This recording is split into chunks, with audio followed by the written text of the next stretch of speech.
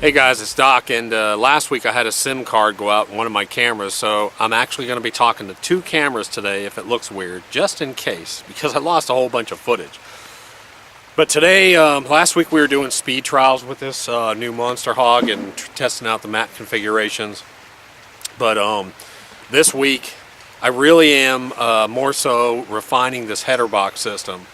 We've got several concepts on this, and the main thing is to make sure that 98% of the gold actually goes through this sluice system, but at the same time you don't slow yourself down with a whole bunch of rocks sitting on a Grizzly bar. That's always been the problem with Highbankers, is if you want to slow down and wash your system, well then you got to go through and you got to get those rocks off your Grizzly bars, so on and so forth. So it's a balancing act when you run this system. And that's what we're doing. We're running a couple different variations on this, including a spray bar system and the old flush out system. And we're testing them both, and we'll see which one works best. So I'm going to be running both cameras, so if I don't talk to you and SIM card dies, well, you're out of luck.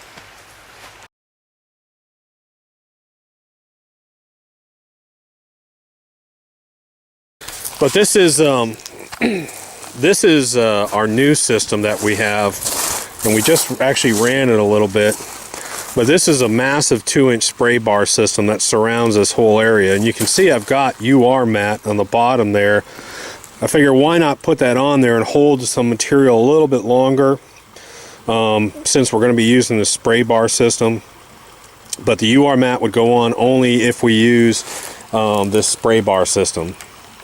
So anyways, we've got 1.5-inch Grizzlies to take care of the big rocks that go through here. I've got another Grizzly system that's 1/2-inch spacing, and I don't think that's going to work out, to be honest. So anyways, this is run 1. We've already run it, we've tested it. I'm going to show it to you running just so you can see it before I take it off, because then I'm going to go to the other system that where it's just straight out washing system.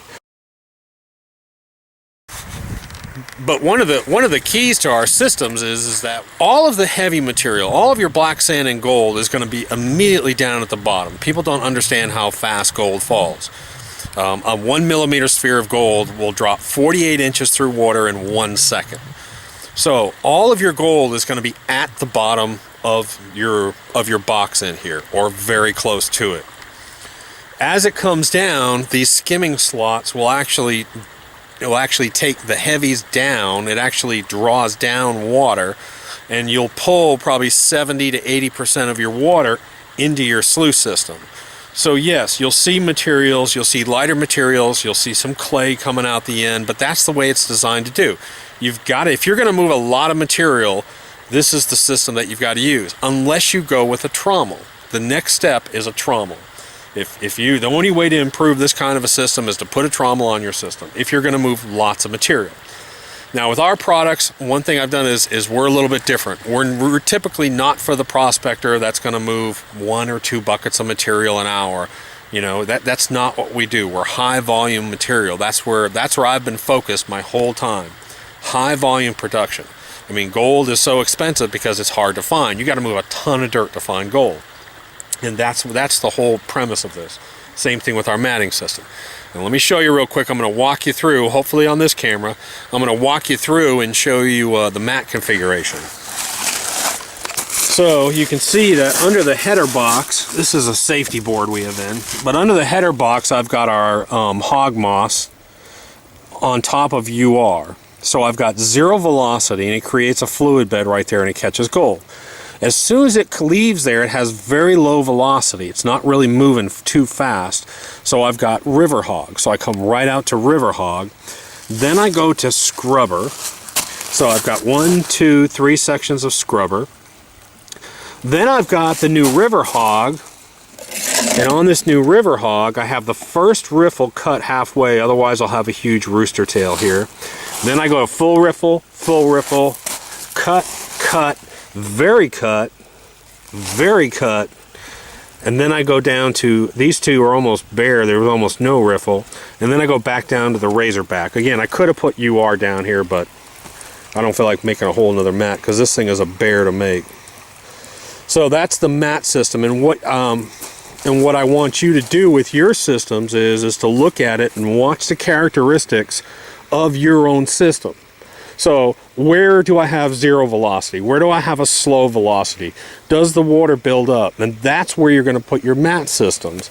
And I tell people that all the time, that that's how you want to configure your system, is you study your system and say, zero velocity, you are mat, or you are mat with hog moss.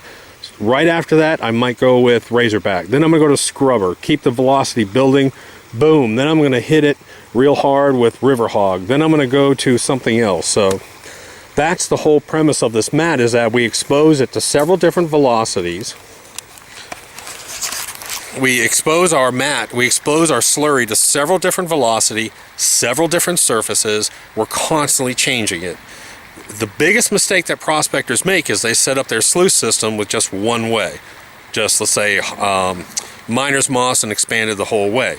You really need to add something different. Even if you just put one riffle in there, just something different to break up that flow. You want to expose that slurry to multiple surfaces and multiple velocities. If it's not getting caught up here for some reason, give it something else to get caught in. Now this is a very fast exchange mat too, so it's going to exchange out quickly. So I'm not going to talk too much more about the matting.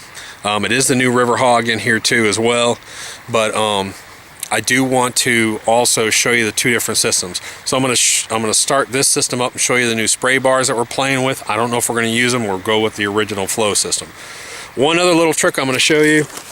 I typically will use this a lot on commercial ops, but I use it for my own system too. This is a level, a standard level, and then this is a digital angle gauge. So when I push this, if I get that bubble to 0 or just about level, it's going to tell me I'm at 0, okay? But now what I can do is I can put it on my sluice. But now I can put it on my sluice and I can see what I'm running.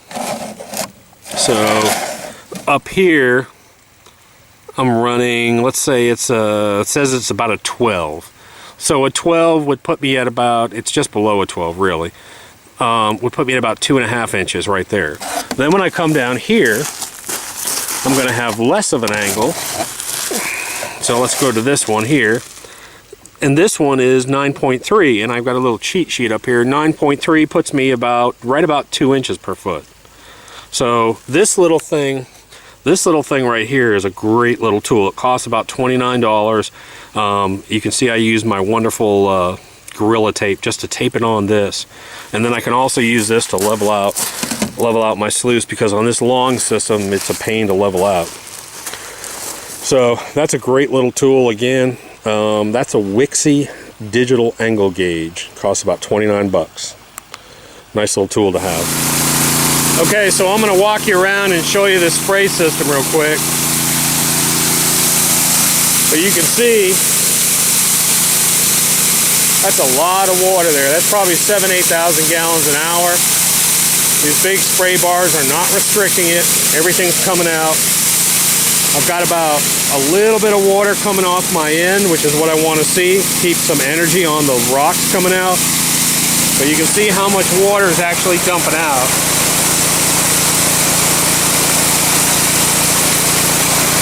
But I've got zero velocity here. Then it starts to build momentum. Now it's got speed, so I'm going to hit it with my scrubber. Then I'm going to hit it with the new RiverHog, big riffle RiverHog. Then I'm going to go back down to cut ones. Then I'm going to scrubber. Then I'm going to Razorback. And he dumps them in at the top over here. So you can see we've got these large bars that'll catch anything. They may need to go to 1 inch. Okay, hold up. And then, as you can see, this is why we experiment. This bar needs to come up some because I'm having rocks. There's not enough space. Now what I want you to see is I want you to see how dirty this water gets. All right, go ahead. But we're pulling all the heavies.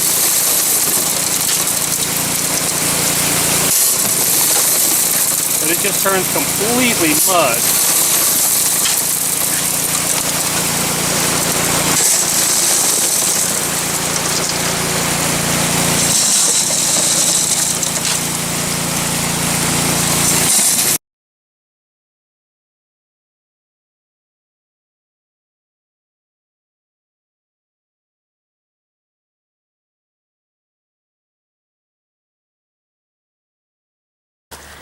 Hey guys, I'm trying to get my face into both frames here. So, but now we're going to switch over to this other spray system that we have, which is our traditional hold and wash system, and we changed it from last week, and you'll see it. So what I've done was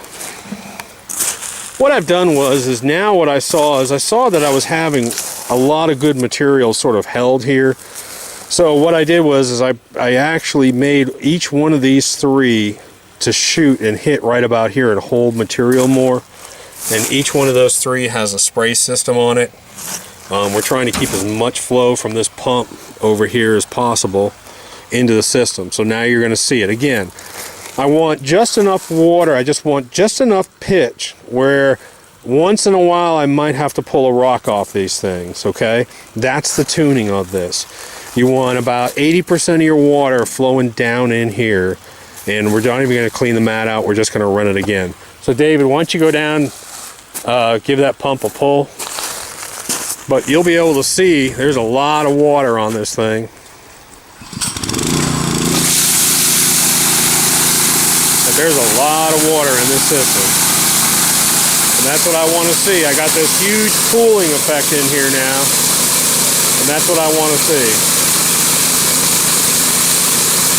So my gut tells me that I'm going to have to probably raise this angle up a little bit. We'll see what happens.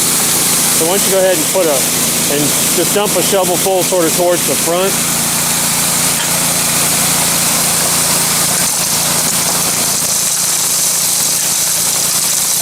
Hold up, wait. Now you can see that this water is still dirty and there's still material being held here, and that's what I like. That's why this may be the winner. Go ahead and put another one in, but I can still hear rocks up in here. See how dirty that water still is? And I'm not having anything get caught up down here. Go ahead and put a scoop in. So let's see how dirty the water gets. And it's staying dirty longer. And I've got no Grizzly bars in here now. Nothing to slow me down. So this would be a shovel method. Alright, so go ahead and let's just start shoveling it in. He's just going to start shoveling it as fast as he can, pretty much. Just keep dumping in dirt.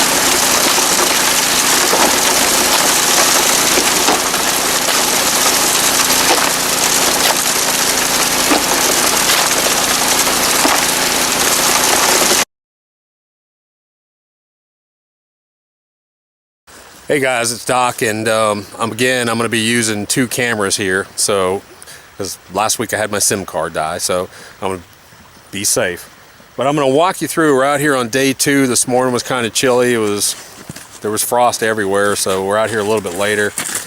We got the Monster Hog set up again. We did a modification to it. We had a bunch of different Grizzly bars in this thing, and to be honest, the Grizzly bars, they bit. I mean, I can't stand Grizzly bars.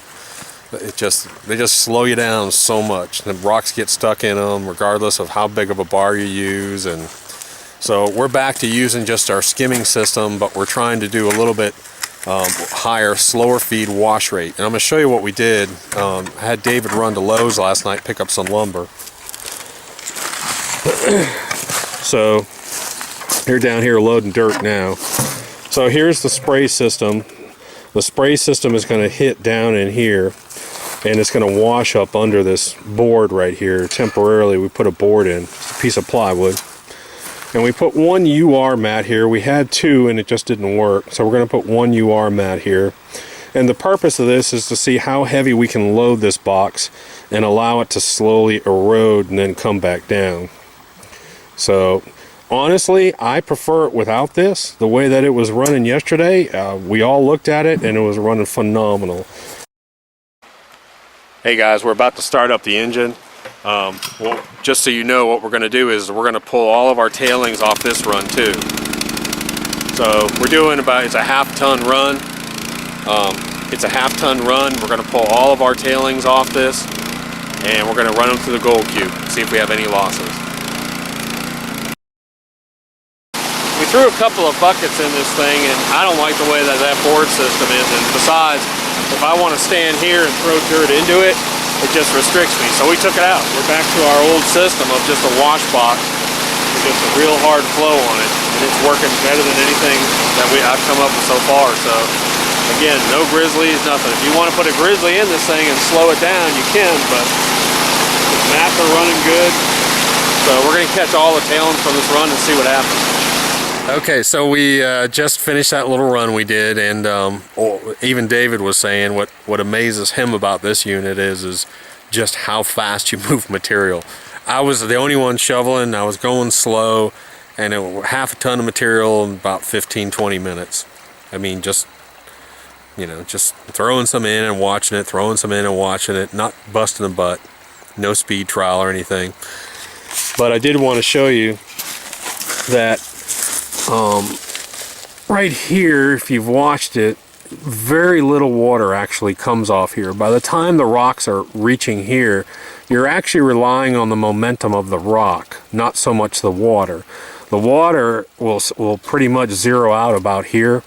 And what we had when we started to run, we figured out this box was a little bit too not steep enough, because you want the energy of the rocks to take them off. And you can see that for half a ton of material, give you a little perspective, that's not a lot of material sitting at the end here. We didn't touch this at all for a reason, but that's not a lot. I mean, that's only about, it's just a little pile here. It might look big on camera, but it's really not that big. And the only thing I really have here is I have these big rocks, and you can see how clean they are. They come off really clean. And then you have these massive clay balls too. And that's a friggin' clay ball. That's not a rock. I mean, if you sat there and tried to break that down, you'd be here for 4 hours. So good luck with that. And then when you see anything that's smaller, if you see any fines in here, they're always going to be quartz. They're going to be your lighter rocks. And like I said, this is clay, large rocks, and then any of the small stuff is always going to be lighter quartz rock that's coming off here. But we shut it down. We're going to do a cleanup. Like I said, we got 2 tubs down here. This is 100% of the cons. Now what I did this time too, when we shut the water off, I actually left the tub here to see if I had any losses on shutdown. I hadn't done that yesterday, so I wanted to do that. I figured I'd do that today. Alright, so here we are. And what we've done is we got two buckets of tailings, 2 big tubs, excuse me. And what we're doing is we're classifying all that material down to 1/8 of an inch. Every single bit of it. This is going to take forever, but we're washing it completely down, doing a good job classifying, rinsing it out. So, and then what we'll do is we'll take all these, we'll probably end up with about 2 5-gallon buckets, maybe a little bit less. We'll take that, run it all through the gold cube, and then we'll check for losses. So, I mean, there really is no more definitive test that I can come up with. If you take 100% of your tailings, run them through something like the gold cube that we've proven is phenomenal in catching gold. So what else are you gonna do? Okay guys, so we went ahead and we got two 5-gallon buckets that are about 3/4 full. Got our gold cube set up. I've leveled it out, so I'm good on the level, and I've also checked it. I check it two ways. I check it, well, you can't see it that way. I check it with a level bubble, and then I also put water inside this one thing over here, inside one of the trays, and you can tell with that water level. So we've got it all leveled out. We're gonna run this stuff all through the gold cube and check our losses. Okay guys, so here are the tailings from 1/2 ton of material, and I don't know if you can see that or not, but there are 2 pieces of gold at the end of my fingertips. One is a 100 and one is a 150 about. But all right, there's the 100, if you can see that. And then there, right there is a 150, and I don't know if it'll show up on camera. But those are the 2 pieces I found in the tailings after running it all through the gold cube. So that was sort of, that's what we're trying to get at, is a real efficient system. It took us 10 times to run our tailings, the amount of time to run our tailings, and the guys were laughing and said, this is ridiculous. Because we ran 1/2 ton of material and I was just sitting there just throwing shovels in, and it took me about 20 minutes. And then to get everything where we could test our tailings down, how long, hey David, how long have we been doing that? About an hour? All the tailings work? I mean, we've been down here about an hour trying to test these tailings, so it's a real pain in the butt. But we did it, and like I said, next week I think we're gonna go either 1 or 2 tons and test all the tailings. You don't wanna be here for that. That's a lot of work. Okay guys, I figured I'd go ahead and show you some of the gold that we actually recovered on this trip. And I'm going to put my finger in here to darken it up a little bit too. But I'm still amazed at the number of finds that we're getting in here.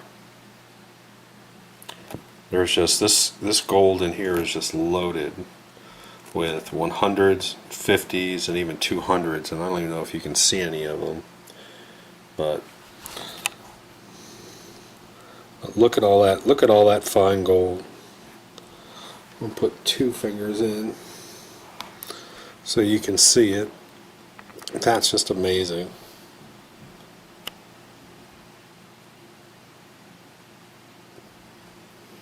Goes all the way around.